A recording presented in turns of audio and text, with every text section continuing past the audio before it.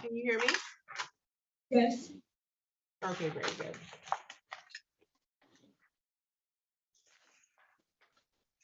On the record in the matter of the people of the state of Michigan versus Layla Rose Samaria Mack.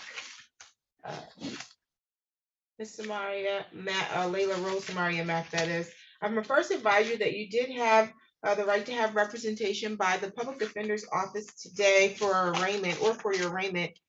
We did arraignments earlier today, and for some reason or some delay with the Michigan State Police, we did not have your paperwork completed. And so it just recently became completed. And I wanted to give you the option of being arraigned today. You would have to waive your right to have counsel with you today. If you did not want to waive your right, you can wait until tomorrow to be arraigned. Do you wish to waive your right today?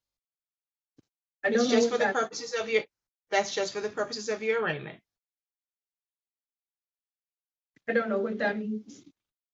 Okay, so you have the right to have an attorney represent you for your arraignment today. Today is the arraignment, so we're going to go over the charge that's being brought against you by the prosecution. Do you understand that? Yes. Okay, and you met with the public defender earlier today. Was it Mr. Brian Jackson? Yes. Okay, so he was here earlier today. He was going to be here while you were arraigned, and he was going to discuss or make an allocution or advocate for your bond on a motion.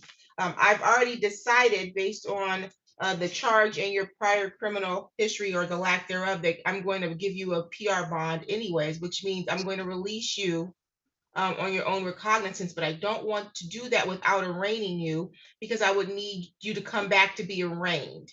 And so one of the two options you have is to waive your right to have Mr. Jackson here today, and I can go over your charges with you and give you your bond, and then you can be released today. Or if you want your attorney to be here for today or for your arraignment, we can do it tomorrow. But that means you would have to stay the night, okay? Okay. We can waive it. Okay, and that you're only waiving it for the purposes of this arraignment, okay? I just wanted to make that clear because I believe you've already made a request for court-appointed counsel, correct? Yes. I believe you did. Okay, so I have here, ma'am, a felony complaint. It alleges that on or about April 28th, 2023, at the area of Pennsylvania Ave in Shiawassee, which is in the city of Lansing, Ingham County, state of Michigan, that you did allegedly, contrary to law, commit the act in count 1 of weapons carrying concealed. The allegation is that you did carry a dangerous weapon, that being a black pistol, whether concealed or otherwise, in a vehicle operated or occupied by said defendant, that being a blue pickup truck, and that this was done contrary to the Michigan Compiled Law 750.227. Ma'am, that's a felony, and the maximum penalty is 5 years and or $2,500 in fines, and a mandatory forfeiture of the weapon or device is required under the law. Do you understand the charge being brought against you and the maximum penalty? Yes. Okay, so you have the following rights. You have the right to be represented by counsel. You have the right to have counsel represent you throughout the entire stage of the criminal prosecution, and you have the right to have an attorney with you to represent you if you're questioned by law enforcement. If you cannot afford to hire an attorney, you can make a request to have the public defender's office represent you at the expense of the public. My understanding from the public defender's office is that you have made that request and they do have your contact information, okay? Thank you. So I'll note that here on the file that you're making a request for court-appointed counsel. You have the right to remain silent. So anything that you say, ma'am, and anything that you put in writing can be used against you. Do you understand that? Yes. Okay, you have the right to plead guilty, you have the right to plead not guilty, and you have the right to stand mute. You have the right in this matter, because you're being charged with a felony, to proceed to a preliminary examination. You have the right to have that examination with the 21 days of today's date, because this is the date that we are arraigning you, okay? Yes. That 21-day timeline, you have the right to have that unless it's waived by you, or if the court finds good cause to adjourn that timeline due to discovery or some other reason, okay? Yes. Okay, so currently you're scheduled to have a probable cause conference, and it's going to be before Judge Stacia Buchanan. That's on May 11, 2023 at 9:15 in the morning. You do have the option of appearing via Zoom for that. Your preliminary examination will be in person here at the court before Judge Buchanan. It's going to be May 18th at 9 o'clock in the morning. Did you get your notice to appear? And did you get a copy of her Zoom instructions? She did not, Your Honor. We'll have to get that to her. Okay, well, make sure you get that before you leave, okay, ma'am? Yes.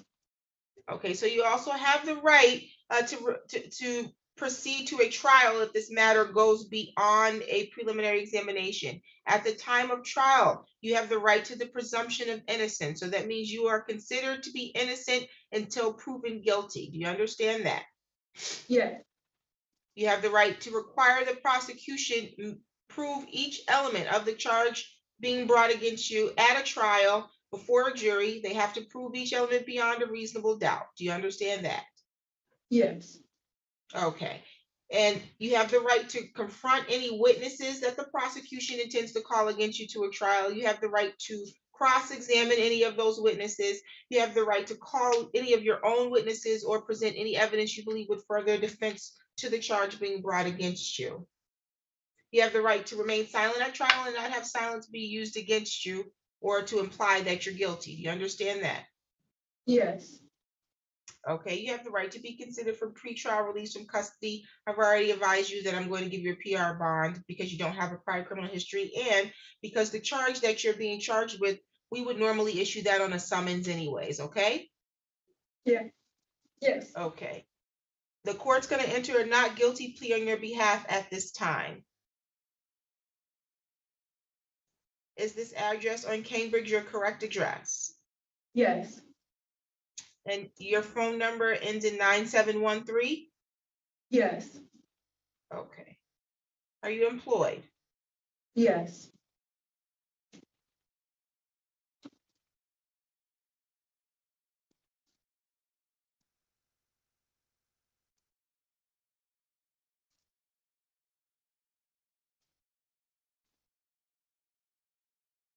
Where are you employed, ma'am?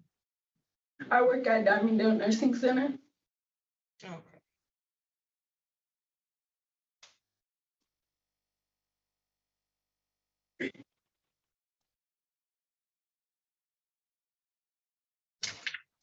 Okay, I'm gonna set your bond at $500 personal recognizance. Are you currently, well, no, you don't have a prior criminal history. So you would not be on parole or probation, but did you have, you don't have any other matters pending in any other courts, do you? No, ma'am. Sounds good. While out on bond, ma'am, you need to make sure you appear to all of your court dates, okay? Because if you don't, then that's a violation of your bond and your bond could be revoked. Do you understand that? Yes. You're not to engage in any assaultive or threatening behavior while you're on bond. You're not to use, purchase, or possess alcohol unless you have a valid prescription. Do you understand that? Yes. You're not to possess a firearm or any other dangerous weapon. You cannot leave the state without getting pre-approval from the court.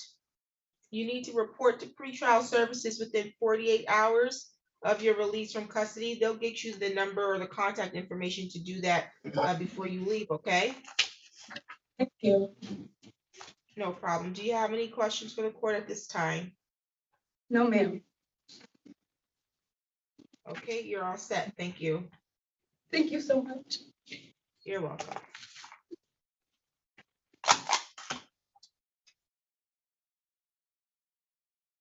Judge, have a good weekend, or see you tomorrow, I guess.